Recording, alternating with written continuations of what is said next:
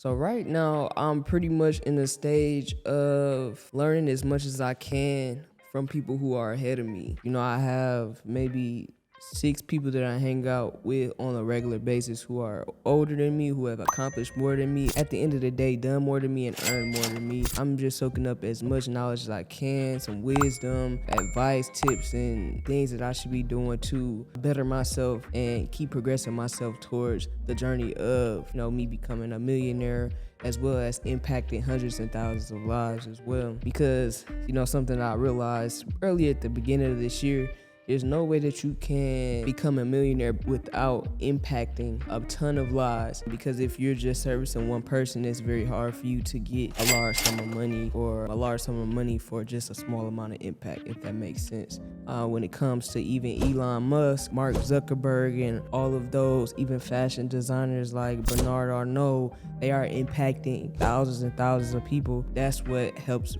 bring them their success, by making a change and helping them see something different, I guess you could say. But some of the other things that I feel like I've learned from my mentors and things as such is just, to always be with grace. No matter if people don't like you, no matter if people do like you, people will treat you a certain way because they have an inkling, or probably just a prejudiced thought, or just assuming that they know you based off of who you are, what you look like, and things as such. I know I carry myself with a certain tenacity or a certain way that shows, I'm not the average girl. I'm not really one to be played with or down talked or anything like that. But I do feel like a lot of times, or some instances, people can try to box you in, and I felt that a lot recently. Being a photographer, yes, and how I started my career, it's hard for people to kind of see me being a leader of my team and having other people come to my shoots, and me training and showing other people how to do event photography and things like that. So when I am at an event, just to make sure everything is going well and that I'm leaving, there has been like a little pushback or like a concern to like, oh, you're not gonna be here type of thing. But I'm really,